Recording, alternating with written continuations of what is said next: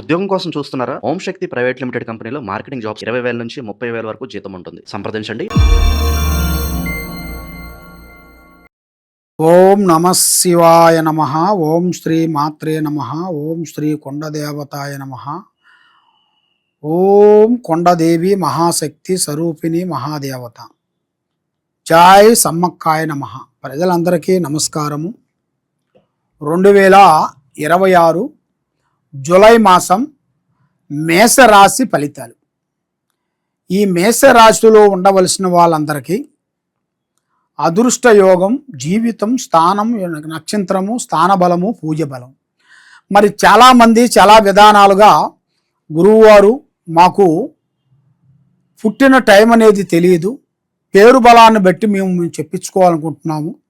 మరి పేరు బలంలో మేము చెప్తే మాకు ఎలా ఉంటుంది, అది కరెక్ట్గా వస్తుందా లేకపోతే జన్మలగ్నం ఉండాల్సిందేనా అన్నట్టుగా చాలామందికి చాలా సందేహాలు చాలా ఉన్నాయి. కాబట్టి మనిషికి పుట్టిన టైం అనేది లేనప్పుడు నామదేశ చూసుకోవాల్సింది. అంటే పేరు బలాన్ని బట్టి ఎలా ఉంది, ఎలా నడుస్తుంది, ఏమిటనేది మనం తెలుసుకోవాలి. మరి మొదటి రాశి మేషరాశి. ఈ మేషరాశిలో ఉండవలసిన వాళ్ళందరికీ అదృష్ట బలము, జీవిత బలము, స్థాన బలము, పూజ బలం. అయితే మరి ఈ మేషరాశిలో ఉండవలసిన వాళ్ళకి కొన్ని దూర ప్రయాణాలు కొన్ని రాబోతున్నాయి.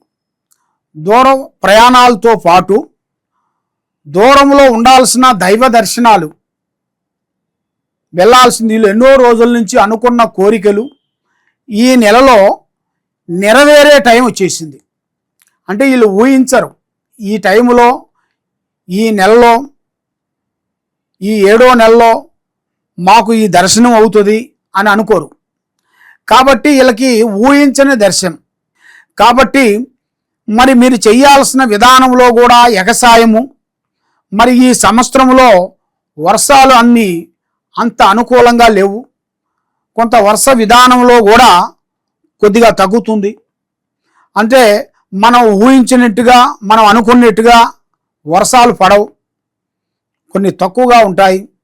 కాబట్టి మీరు చేసే పొలంలో నీళ్లను పట్టి కొద్దిగా జాగ్రత్తలు తీసుకొని మీరు పంటను ప్రారంభం చేసినట్టుకైతే తప్పకుండా మీకు పంట విశేషంలో కూడా విజయం అనేది కనబడుతుంది. మేషరాశి వాళ్ళందరికీ మరి ఎన్నో రోజుల నుంచి వీళ్ళు ఎంతో కష్టపడుతూ ఉంటారు. ఎంత కష్టపడ్డా కూడా చెడమ్మ తీరిక ఉండదు, దమ్మిడ ఆదాయం ఉండదు. ఎంత సంపాదించినా కూడా తినేదానికి దానికి వరకు పోతుంటుంది. మరి 1, 2, 3 సంవత్సరాల నుంచి వీళ్ళు ఏ కార్యక్రమం అనుకున్నా కూడా సక్సెస్ కాకోకుండా చేతికాటుకు వచ్చింది, నోటికి అందుకోకుండా పోతుంది. మరి అది ఎందువల్ల అవుతుంది, సమస్య ఏమిటా అనేది చాలామందికి చాలా సందేహాలు ఉన్నాయి. మరి ఇలా జాతక యోగంలో చూసుకుంటే విద్యారంగంలో చాలా బాగుంది. చదువు అనుకున్నంత వరకు విద్య కంప్లీట్ చేసి వీళ్ళకి విదేశాల ప్రయాణం అంటే పారణం వెళ్ళటం, అక్కడ పెద్ద చదువులు చదవటం, మరి పెద్దవాళ్ళు తల్లిదండ్రులని గౌరవం ఇచ్చి ఆ గౌరవాన్ని నిలుపుకొని పెద్ద కార్యక్రమాలు వీళ్ళు పూర్తి చేయాల్సిన యోగం కూడా ఇలా జాతక యోగంలోకి వచ్చింది. మరి వీళ్ళకి స్థాన ఫలితం అనేది ఈ నెలలో అనుకోకుండా ఎదురొచ్చే మార్గం కూడా కనబడుతుంది. స్థాన చలనం అనగా ఒక ఇల్లు కట్టుకోవటమో, లేకపోతే కొనటమో, లేకపోతే ఒక ల్యాండ్ తీసుకోవటమో, ఇలాంటి వీళ్ళ జాతక యోగములు అనేది ఎదురొచ్చే మార్గాలు కూడా కొన్ని కనబడుతున్నాయి. కాబట్టి కొంత భార్యాభర్తల మధ్యలో కొన్ని సమస్యలు కొన్ని ఎదురవుతున్నాయి. లేనిపోయిన సమస్యలు, ఒకరికి మనశ్శాంతి లేకోకుండా ఉండటం, మానసిక ఒత్తిడి, ఇలాంటి సమస్యలు చాలా వరకు కనబడుతున్నాయి. మరి ఏ కార్యక్రమం చేసినా, ఏ పని చేసినా చేతికాడికి వచ్చి చేజారిపోతుంది. కాబట్టి ఎక్కువగా స్నేహం అనేది ఎక్కువగా ఉండకూడదు. ఏ కార్యక్రమం చేసినా, ఏ పని చేసినా కూడా ముందు వీళ్ళ విషయాలని, వీళ్ళ ప్లానింగు ఎదుటి వాడికి చెప్పకూడదు. పని అయిన తర్వాత చెప్పాలి, కానీ పని కాకముందు ప్రాణం లాంటి స్నేహితుడు కానీ, మిత్రుడు కానీ, బంధువు కానీ ఎవరికీ చెప్పకూడదు. చెప్పి చేశారనుకోండి, దానివల్ల ఎన్నో నష్టాలు ఉంటాయి. కొన్ని కావాలంటే కొన్ని వదిలేయాలి, అన్నీ కావాలంటే మనకి దక్కవు. మరి బంధువు మిత్రులతో కొన్ని లేనిపోయిన సమస్యలు కొంచెం ఎదురొచ్చే మార్గాలు చాలా వరకే కనబడుతున్నాయి.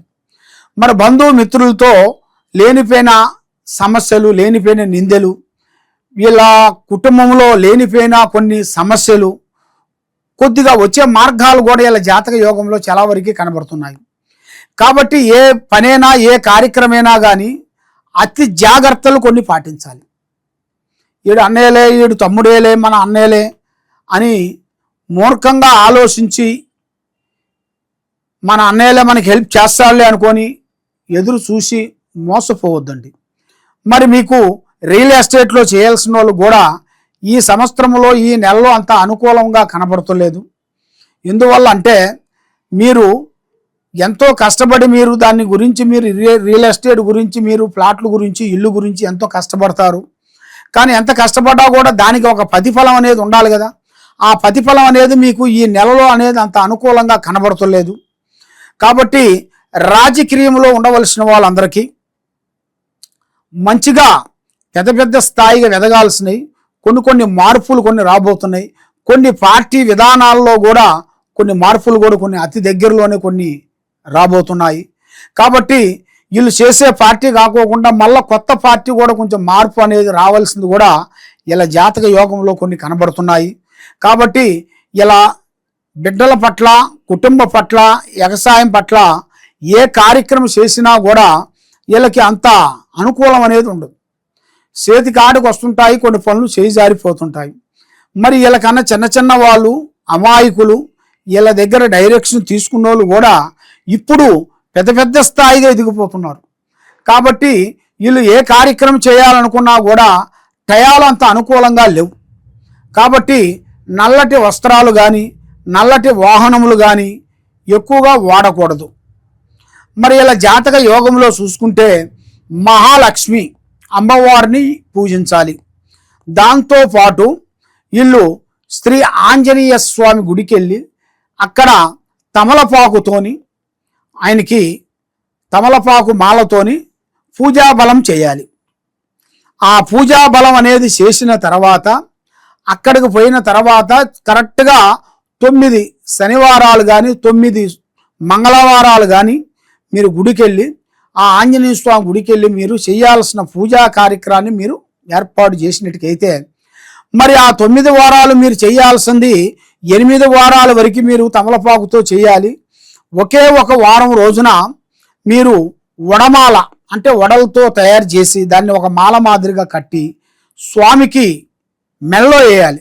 అప్పుడు ఇలా జాతక యోగాన్ని బట్టి వీళ్ళ మీద ఉండాల్సిన నవగ్రహాలు కానీ, చెడు దోషాలు కానీ, ఎలాంటి కర్మ దోషాలు కానీ పటాపంచలే వెళ్ళిపోతుంటాయి.